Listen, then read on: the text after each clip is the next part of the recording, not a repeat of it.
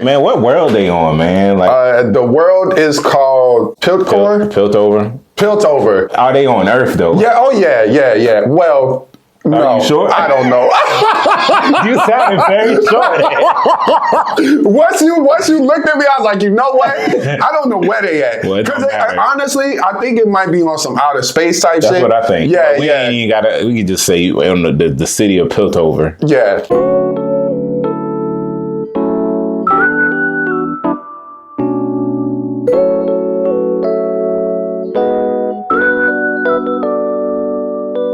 Hey, what's going on, y'all? Welcome back to Cinecism. I'm Eric. It's your boy Dante, man, and today we're going to be doing a review on the Netflix original series, Arcane, League of Legends. Arcane, at its core, is about two sisters who end up on two opposing sides of an impeding war. Violet and Powder / Jinx. Basically, these two sisters are orphaned early on. They live in a city called Undercity, the poor part and the neglected part of a much larger city called Piltover. Unfortunate events put them in a situation where even their adopted family gets killed, and then they just get completely separated for a number of years. And when they finally reconnect, they are really different people. It's a lot going on. We get to know a lot of different characters, but the two characters that bind the story are Violet and Powder. Yeah, let's talk about Vi. Vi is the older sister of Powder, and she is the de facto leader of her little gang of misfits. She's like the big sister of the group of everybody, not even just Powder, but she looks out for everybody, and she is like the most skilled fighter of them too. She was likely trained by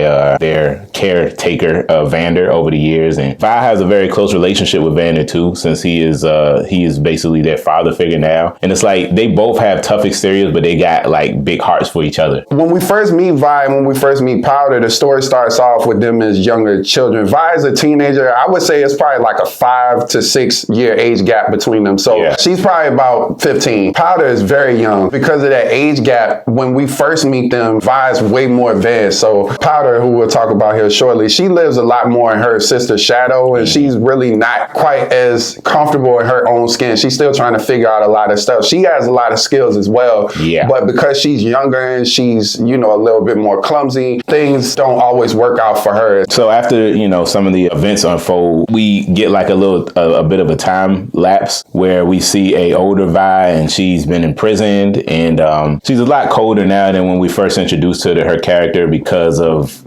even more loss she's experienced. She kind of feels like she doesn't really have anybody to count on anymore. So she's very much so a loner, and she doesn't really get close to anybody. Once we get reintroduced to Vi, her story kind of starts again when Caitlyn, who is a police officer of Piltover, who really wants to do good, but then, classic story, she finds out that there's a lot of corruption in the police force. She recruits Vi to help her as more like a guy of the underworld, because they've become aware of a person who's been making like explosives and been really kind of doing a lot of catastrophic, I would say, terrorist acts, really. Essentially, that's what she would perform, committing acts of terror. Yeah, she's trying to figure out the identity of this person, and she recruits Vi because Vi is very familiar with the underworld, and they form like a bond. So it's interesting because when we first meet them, it seems more like she's kind of taking the place of Powder, like in a more sisterly family relationship, but it seems like there's a romantic undertone. I'd say that's pretty safe to assume that they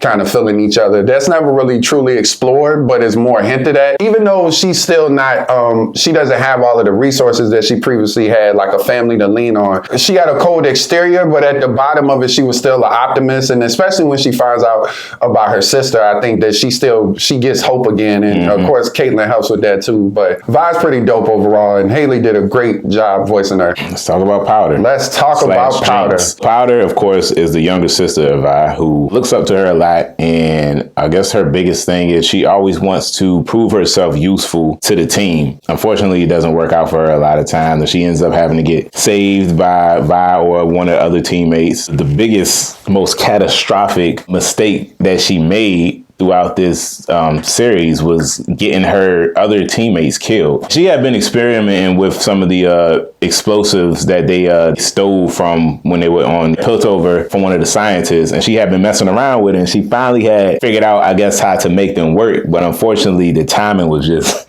horrible, and she ended up getting, as I mentioned, the rest of the team killed and it was so devastating because I did not at all see that coming. Me either. And it was actually pretty brutal. Yeah, I was about to say that. It was not just off screen, and then people were dead. It was like bodies got tossed and ragdolled across the screen. Yeah. After the smoke cleared and everything, she was all excited that explosives worked. But Vi was like, you did this? You responsible for killing our team? She didn't say that verbatim, but that's basically what she was saying. What a tragic moment between them. After this major event, and we have the little time jump, at this point in time, Silco took Powder in as basically his protege, and he kind of groomed her into what she is now, with an older teenager now, and she goes by the name of Jinx, and she's a lot more seemingly psychotic than what she was as a youth. She clearly has a lot of psychological damage and trauma from being the one that's responsible for her friend's death. She even keeps these weird mementos of them around, like in the form of the people. It's like makeshift type dolls. I don't know, man. Super creepy. Yeah. It's very unsettling. It's very well executed, and we really get a good idea of what she has become through these unfortunate experiences that she had to go through. Powder was my favorite character in this show. Absolutely. I thought she was probably one of the most interesting characters because she's not a good guy. I want to make that abundantly clear. You really understand a lot of the psychological damage that's been taking place to get her to this point. I don't think that she's evil for the sake of. I think it really broke her when Vi, not only to find out that she had killed Vander and the team, but also to see her sister disown her finally, because her sister was always the one that really kind of came to her defense when the team was like, yeah, man,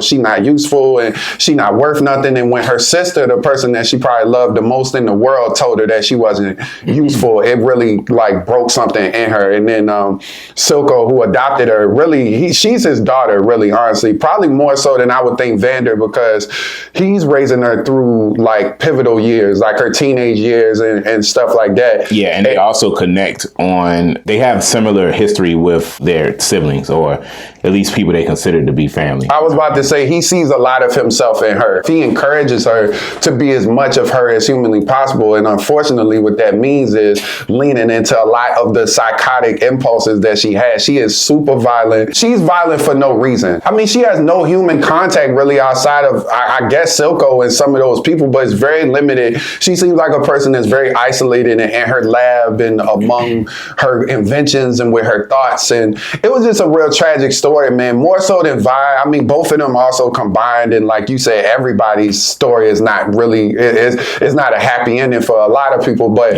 her story especially, man, because you just was thinking damn, man, if things would have went just a little bit different, then it wouldn't have been as bad. But she becomes aware that Violet's still alive. I think they both were under the impression that the other one was dead. Mm-hmm. And that's really where the story kind of picks up again with the two of them. They trying to get to a point where they can reconnect and really fill each other out. Man, I did appreciate that Silco, even though he was the primary villain, a more sympathetic villain. I don't need that all the time, but for a story like this, it worked. We kind of got to see things from his perspective and his relationship with Vander and how he felt betrayed, and it definitely was pivotal in creating that same dynamic between Powder and Vi, or Jinx and Vi. Mm-hmm. So I kind of appreciated it from that aspect. I thought that was well done. Silco was very well drawn out, and I think a show like this is necessary because you need to understand the relationships, and that's really what this show is really all about. I mean, it's a lot of other stuff going on with regards to politics, and of course, there's this undertone of the have and the have-nots. Aside from that, it's really more so about people, man, and how tiny decisions can impact other people, and how these choices that we make can ultimately have a huge impact on who we end up being in the future. And with regards to that technology, the Hextech, I thought that was an interesting conversation the show had too. So they developed this technology that is pretty groundbreaking as of right now, pretty innovative stuff like teleportation, and I think is real vital in how they get cargo from place to place and things like that. So they've become become kind of like a port city. On the flip side of that, anytime you invent something new, somebody want to find a way to weaponize it. Yeah. So as this conversation going around about, you know, should they be using this technology to make weapons and all this stuff as well. And I thought that conversation was very interesting too. That's very much a major plot point of the show because it directly ties into Jinx, because she gets a hold of this technology and has been using this stuff to kind of make these weapons, or trying to figure out the technology to make weapons. What was the was he the counselor, the little dude, the fur? I could appreciate his take on, you know, not wanting to pursue this, because I mean he's a seasoned individual who has seen like the damage that, you know, things like that or discoveries like this can cause. You know what's crazy about the shit? It was like I could never understand the full capacity of what, you know, like of the shit. It was just like the shit was like vibranium. Yeah, like, basically. it could just do whatever. It was Ex Machina. He was adamant, like, yo, we cannot use this stuff for weapons at all. Like, get on the fuck out of here. Yeah, right. I think the ultimate thing with stuff like that is just like, you just can't trust people with that much power. When you don't understand the depth of the technology, it's really dangerous to kind of start trying to weaponize it, because you don't even know what you're dealing with for real. Like you said, I mean, it could do a lot of stuff. And I think they only really have scratched the surface of what the technology was capable of in this show. Right. And it was getting increasingly more dangerous. I mean, we could always talk about the character designs in this show. I think that's an important aspect of animation. I couldn't believe how great this show looked. I mean, first and foremost, just before we got to any action, just the character design, this is very much in line with my kind of favorite style animation, which is like 2D, 3D animation. The scenes where they were actually involved in some type of a conflict or fights or whatever, man, not only were they choreographed in a wonderful way, but the way it was animated was impressive, man. And not only that, it's stylized too. At the same time, they kind of do like this graffiti type of accents on certain stuff. It's like cool to watch, man. This show, if not for nothing else, visually is stunning. Like you can't even take your eyes off of some of this. It's kind of hard to explain too, without like actually watching it. Anybody, if you have an affinity or appreciation for animation, yeah, you're really gonna like this show just from that standpoint alone. And then the character designs have this almost real world / anime feel. Like they look almost like, in their faces, they look very real to me, even though it's clearly a cartoon, but they're very expressive and they look real enough that it's not like super cartoony. So it feels real. And then of course, coupled with the voice acting too, does a great job of helping this world feel very authentic. I love how they did that merging of the worlds, man, because when you see their outfits and their hair and stuff like that, it's clearly like taken from animes, and it's obviously very exaggeratory animation, but like I said, their faces look so real to me, man. Like some of these characters look like you can reach out and touch them. As far as design, I thought the coolest looking characters, even though they weren't like main characters, were like those pirates, man. Like how they looked on them boys and shit, man. That dude Echo, like the dude with the white dreads, his character design was hard as fuck. Like I was like, man, him and old girl, the other black character that they had on here, Mel, the girl that was dating Jace, that was like a princess or something. Her character design too, with like them braids. Never mind. She alright? That's what you was gonna say? I want to. Oh, alright. Cause look, man. Listen. Bro, I don't want to be. They look real in the face, man. What you want me to say? I had to catch myself. I was like, oh, like, let me what? chill. The action sequences, I'm glad you touched on that, because this shit was so beautiful and smooth. Like it was not the show was not heavy on the action, because that wasn't the main focus of the show, so that's understandable. But when they did have action scenes, the fluid movements of like everybody, like especially on those fast-paced sequences, the shit was just like something I hadn't seen before. Like not in this style of animation. The shit just looked really good. Absolutely. Man, even just like the hand-to-hand combat was just very well done. Interestingly enough, the way that they incorporated music in this show, you would have thought, if I told you that they put Imagine Dragons in here, you might say, that's not gonna work. But it works, man. Music was dope, man. Yeah, the way that they incorporated it and the way that they hit those notes right when they needed to, man, I thought that was great too, and also contributed to the style of the show. I heard Pusha T in here. I was like, oh, this crazy. That's what I said. I was like, oh wow, really? Ever hearing Pusha T. And JID was in one of the songs too. Oh yeah. That was hard. When voice acting is done incredibly well, it's seamless. And what I mean by that is just like how a movie has good casting where you see this person and you be like, that's the role they were supposed to play. Mm-hmm. That's how these voices feel too. It's like she should sound like that, or he should sound like that. When you see Silco and his voice, it makes sense. And when you saw Vander, the guy that did Vander's voice, I was like, wow, he looks exactly like how this sounds. And everybody's voice was like that, man. Really, and I thought that was incredible because that's not easy to do. Voice acting was great, man. The way that they conveyed emotion, the relationship dynamics in this show it was done very well, man. I was 100% invested in everybody's plight and everybody's motivation. Like even the quote unquote villains, I was invested because each side had their own interrelational issues too. You know what I mean? Like it wasn't just, okay, if you on this side, then you good, or if you on this side, you bad. It was like, even within those factions, you still had issues within their issue. You know what I mean? Yeah. It wasn't a clear cut line drawn in the sand as to where people stood with some of their ideals. So the final interaction between Vi and Powder is actually pretty heartbreaking. For me personally, and I think for most viewers, when you're watching this show, they kind of keep missing each other in adulthood. It's like they're not really getting a lot of opportunity to talk. Mm-hmm. But as watching the show, you like, man, I feel like if they just had the opportunity to talk to each other, then they would resolve a lot of this because they both miss each other. They both happy that the other one's alive, and maybe they could rekindle their relationship and things be like they were before, right? That's kind of wishful thinking. As the show's progressing, you kind of get to see more of Jinx's state of mind. Yeah. And you get to really understand that she kind of seemed a little far gone, and people are warning Vi that that's the case. But for me personally, I was cautiously optimistic because, like I said, Jinx was my favorite character, and I really felt like this could be resolved. The ending of the show ends up with Jinx, I want to say, taking Vi captive and kind of putting up an ultimatum, but it's really more so giving Vi the opportunity for Jinx to choose who she will be, right? Laying out Silco, she's laying out the police officer, and she's kind of telling her, like, you get to pick. Like, if you kill her, then I'll be Powder. But if I kill him, I'll be Jinx. It's kind of that sort of thing. So she's leaving it up to her for her to pick this path. But I think even in doing so, she's kind of looking like, man, I don't think that this is going to work. The most heartbreaking thing about that is that Vi kind of felt like I felt, was just like, she felt like she could reason with her and get through to her. Of course, she hasn't seen the transition from who she used to be to who she is now. So it's a lot of shit that she didn't see happen. Understandable why she didn't know how far gone the sister was. I'm gonna tell you what, the fact that Jinx even put her in that situation tell me who you gonna be anyway. Exactly. So don't sound like there's any hope left here. Right. And it was so funny when she brought out Caitlyn.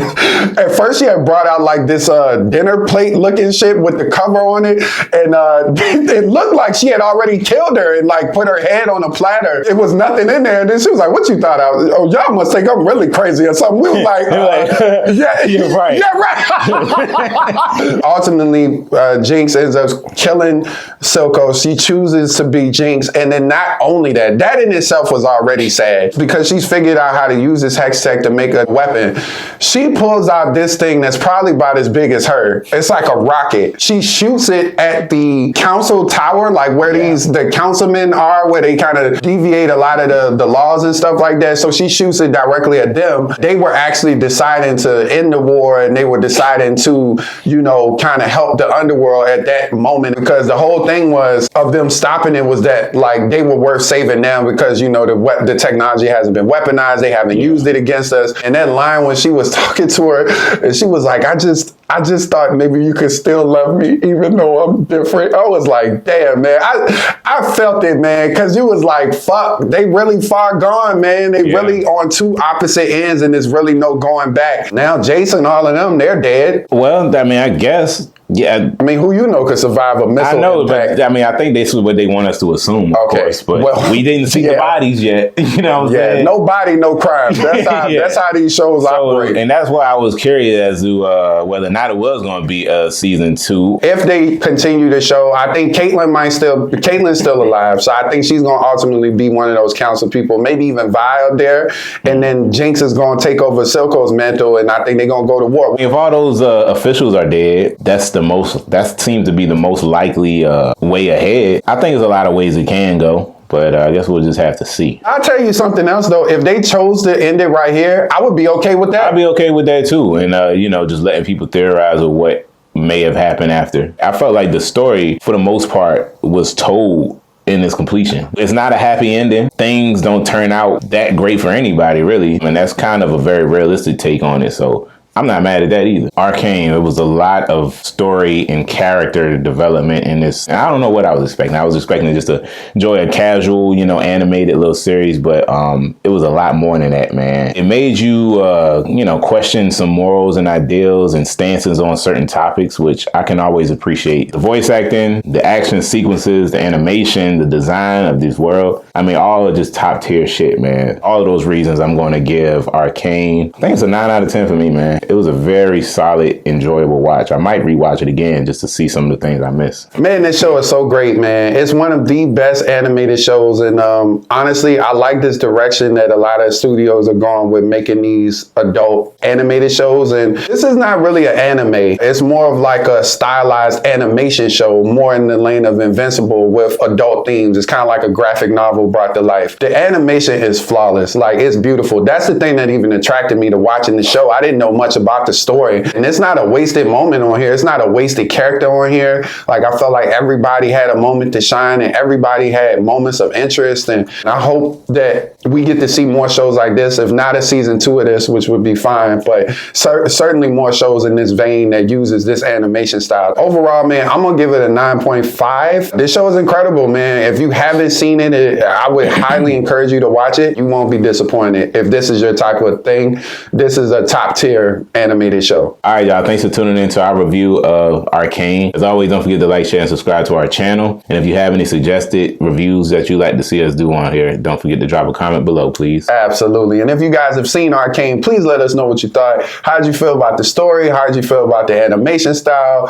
What were some of your favorite characters, favorite moments? And if you are familiar with the Arcane League of Legends lore, please let us know some more about the story. We'd like to know that as well. Yeah, for sure. We appreciate y'all, man. Thanks. Peace.